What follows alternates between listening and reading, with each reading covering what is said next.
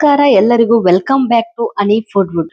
ಇವತ್ತು ಕಚೋರಿ ಮತ್ತು ಸಮೋಸಾ ಟೇಸ್ಟ್ ಇರುವಂತಹ ಹಾಲು ಕಡಬನ್ನ ಯಾವ ರೀತಿ ತುಂಬಾನೇ ಸುಲಭವಾಗಿ ಮತ್ತು ತುಂಬಾನೇ ಟೇಸ್ಟಿ ಮತ್ತು ಯಮ್ಮಿಯಾಗಿ ಮಾಡೋದು ಅಂತ ತೋರಿಸಿಕೊಡ್ತಾ ಇದ್ದೀನಿ. ಟೊಮೆಟೊ ಕೆಚಪ್ ಜೊತೆ ಅಂತೂ ಸೂಪರ್ ಆಗಿರುತ್ತೆ. ಮೊದಲಿಗೆ ನಾನಿಲ್ಲಿ 1 ಕಪ್ ಆಗುವಷ್ಟು ಮೆಂತ್ಯ ಸೊಪ್ಪನ್ನ ತಗೊಂಡಿದ್ದೀನಿ. ಚೆನ್ನಾಗಿ ವಾಶ್ ಮಾಡ್ಕೊಂಡು ತಗೊಳ್ಬೇಕು. ಅದನ್ನ ಈ ರೀತಿ ಸಣ್ಣದಾಗಿ ಚಾಪ್ ಮಾಡ್ಕೊಳ್ಬೇಕು. ಎಷ್ಟಾಗುತ್ತೋ ಅಷ್ಟು ಸಣ್ಣದಾಗಿ ಚಾಪ್ ಮಾಡ್ಕೊಂಡ್ರೆ ತುಂಬಾನೇ ಒಳ್ಳೇದು. ಬೇಕಿದ್ರೆ ಫ್ರೈ ಮಾಡಿ ಆದ್ರೂ ಹಾಕೊಳ್ಬಹುದು. ನಾನಿಲ್ಲಿ ಹಸಿದನ್ನ ಸೇರಿಸ್ಕೊಳ್ತಾ ಇದ್ದೀನಿ. ನಂತರ 1 ಕಪ್ ಆಗುವಷ್ಟು ಹೆಸರು ಬೇಳೆನ 2 ಗಂಟೆ ನೆನೆ ಹಾಕು ಇಟ್ಕೊಂಡಿದ್ದೀನಿ. ಅದನ್ನ ಸಣ್ಣಗೆ ಮಿಕ್ಸಿ ಜಾರ್ ನಲ್ಲಿ ಪೇಸ್ಟ್ ಮಾಡ್ಕೊಳ್ಬೇಕು. ಪೇಸ್ಟ್ ಮಾಡ್ಕೊಂಡಾದ್ಮೇಲೆ ಒಂದು ಮಿಕ್ಸಿಂಗ್ ಬೌಲ್ಗೆ ಅದನ್ನ ಸೇರಿಸ್ಕೊಳ್ಬೇಕು. 1 ಕಪ್ ಆಗುವಷ್ಟು ನಾನಿಲ್ಲಿ ಮೈದಾ ಹಿಟ್ಟನ್ನ ತಗೊಂಡಿದ್ದೀನಿ. 1 ಕಪ್ ಮೈದಾ ಹಿಟ್ಟಿಗೆ ಹೆಚ್ಚಿ ಇಟ್ಕೊಂಡಿರುವಂತಹ ಮೆಂತ್ಯ ಸೊಪ್ಪು ಮತ್ತೆ ಪೇಸ್ಟ್ ಮಾಡಿ ಇಟ್ಕೊಂಡಂತಹ ಹೆಸರು ಬೇಳೆನೂ ಕೂಡ ಸೇರಿಸ್ಕೊಳ್ಬೇಕು. ನಂತರ ಚಿಟಿಕೆ ಅರಿಶಿನ ಪುಡಿನೂ ಕೂಡ ಸೇರಿಸ್ಕೊಳ್ಬೇಕು.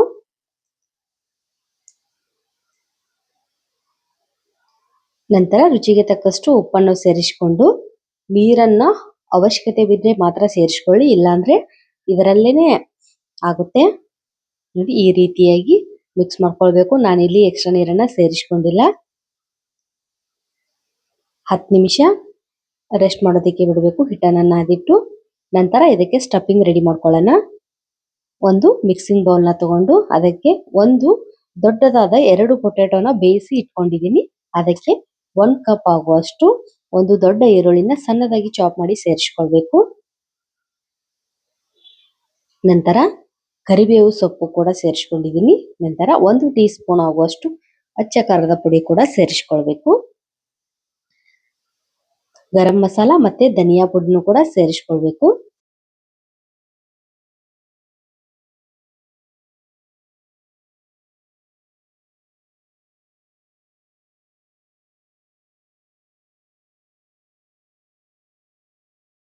ನಂತರ ರುಚಿಗೆ ತಕ್ಕಷ್ಟು ಉಪ್ಪನ್ನ ಸೇರಿಸ್ಕೊಂಡು ಎಲ್ಲಾನು ಮಿಕ್ಸ್ ಮಾಡ್ಕೊಳ್ಬೇಕು. ಕೈಯಲ್ಲಿ ಎಲ್ಲಾನು ಪೊಟ್ಯಾಟೊ ಎಲ್ಲ ಸ್ಮ್ಯಾಶ್ ಆಗ್ಬೇಕು, ಆ ರೀತಿ ಮಿಕ್ಸ್ ಮಾಡ್ಕೊಳ್ಬೇಕು. ಸಮೋಸಾ ಮತ್ತೆ ಕಚೋರಿ ಅದೇ ಟೇಸ್ಟೇ ಇರುತ್ತೆ ಇದು ಕೂಡ. ನಂತರ ಹಿಟ್ಟು ರೆಸ್ಟ್ ಆಗಿದೆ. ಇದನ್ನ ಈ ರೀತಿ ಸಣ್ಣ ಸಣ್ಣ ಉಂಡೆನ ಮಾಡ್ಕೊಂಡು ಸೇಮ್ ಯಾವ ರೀತಿ ಕಡಬನ್ನ ಮಾಡ್ತೀವಲ್ವಾ ಸ್ವೀಟ್ ಕಡಬು, ಅದೇ ರೀತಿ ಅದೇ ಸ್ಟೈಲ್ ನಲ್ಲೇ ಮಾಡ್ಬೇಕು. ಇದನ್ನ ಈ ರೀತಿಯಾಗಿ ಲಟ್ಟಿಸ್ಕೊಂಡು ನಂತರ ಇದನ್ನ ಲಟ್ಟಿಸ್ಕೊಂಡು ಆವಾಗಲೇ ಮಾಡಿಟ್ಕೊಂಡಿರುವಂತಹ ಸ್ಟಫಿಂಗ್ ನ ಆಲೂಗಡ್ಡೆ ಸ್ಟಫಿಂಗ್ ನ ಇದ್ರೊಳಗೆ ಈ ರೀತಿ ಸೇರಿಸ್ಕೊಳ್ಬೇಕು. ಸೇರಿಸ್ಕೊಂಡು ಈ ರೀತಿ ಡಿಸೈನ್ ಮಾಡ್ಕೊಂಡ್ರೆ ಆಲೂ ಕಡುಬು ರೆಡಿ ಆಗುತ್ತೆ. ಕರಿಯೋದಕ್ಕೆ ಟೇಸ್ಟ್ ಅಂತೂ ತುಂಬಾನೇ ಚೆನ್ನಾಗಿರುತ್ತೆ. ಬಿಸಿ ಬಿಸಿ ಇರುವಾಗಲೇ ಸರ್ವ್ ಮಾಡಿ, ಟೇಸ್ಟ್ ಅಂತೂ ಅದ್ಭುತವಾಗಿರುತ್ತೆ. ನೋಡಿ ಈ ರೀತಿಯಾಗಿ ಸ್ಟಫಿಂಗ್ ನ ಮಾಡ್ಕೊಳ್ಬೇಕು. ನಂತರ ಈ ರೀತಿಯಾಗಿ ಮಡಿಚ್ಕೊಂಡ್ರೆ ಡಿಸೈನ್ ರೆಡಿ ಆಗುತ್ತೆ. ನೋಡಿ ಈ ರೀತಿಯಾಗಿ ಮಡಿಚ್ಕೊಳ್ಬೇಕು. ಡಿಸೈನ್ ತುಂಬಾನೇ ಚೆನ್ನಾಗಿ ರೆಡಿ ಆಗುತ್ತೆ. ನಂತರ ಇವಾಗ ಎಲ್ಲಾ ಕಡಬನ್ನು ಈ ರೀತಿ ತುಂಬಿಕೊಂಡು ಇಟ್ಕೊಂಡಿದ್ದೀನಿ.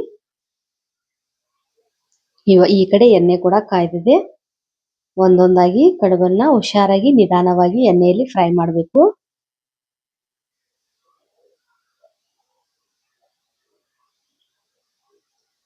ಸುಮ್ನೆ ಹೊರಗಡೆ ಎಲ್ಲ ಹೈಜಿನಿಕ್ ಆಗಿ ಇರೋದಿಲ್ಲ. ಮನೆಯಲ್ಲಿ ಈ ರೀತಿ ಹೈಜಿನಿಕ್ ಆಗಿ ಮಾಡ್ಕೊಂಡು ತಿಂದ್ರೆ ಆರೋಗ್ಯಕ್ಕೂ ಕೂಡ ತುಂಬಾನೇ ಒಳ್ಳೆಯದು. ಟೇಸ್ಟ್ ಅಂತೂ ತುಂಬಾನೇ ಚೆನ್ನಾಗಿ ಇರುತ್ತೆ.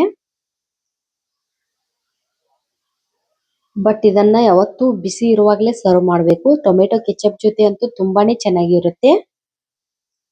ಬೇಕಿದ್ರೆ ನೀವು ಇಲ್ಲಿ ಹಸಿ ಮೆಣಸಿನಕಾಯಿನೂ ಕೂಡ ಬಳಸಬಹುದು ಸ್ಟಫಿಂಗ್ಗೆ.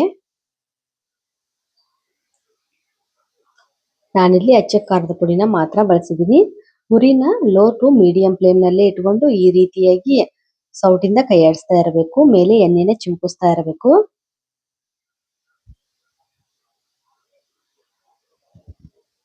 ಮೈದಾ ಹಿಟ್ಟು ಬದಲಿಗೆ ಗೋಧಿ ಹಿಟ್ಟನ್ನು ಕೂಡ ಬಳಸ್ಕೋಬಹುದು. ಅದು ಕೂಡ ತುಂಬಾನೇ ಚೆನ್ನಾಗಿರುತ್ತೆ. ನಾನಿಲ್ಲಿ ಸ್ಟ್ರೀಟ್ ಸ್ಟೈಲ್ ನಲ್ಲಿ ಮಾಡೋದ್ರಿಂದ ಮೈದಾ ಹಿಟ್ಟನ್ನ ಬಳಸ್ತಿದ್ದೀನಿ. ಇಷ್ಟ ಇಲ್ಲ ಅನ್ನೋರು ಗೋಧಿ ಹಿಟ್ಟನ್ನು ಕೂಡ ಬಳಸ್ಕೊಂಡು ಮಾಡಬಹುದು. ನೋಡಿ ಇವಾಗ ಫ್ರೈ ಆಯ್ತು. ಟೊಮೆಟೊ ಕೆಚಪ್ ಜೊತೆ ಸರ್ವ್ ಮಾಡಿ ತಿನ್ನೋದಕ್ಕೆ ರೆಡಿ ಆಯ್ತು. ಟೇಸ್ಟ್ ಅಂತೂ ತುಂಬಾನೇ ಅದ್ಭುತವಾಗಿರುತ್ತೆ. ಡೌಟ್ ಇದ್ರೆ ಮನೆಯಲ್ಲಿ ಖಂಡಿತ ಟ್ರೈ ಮಾಡಿ.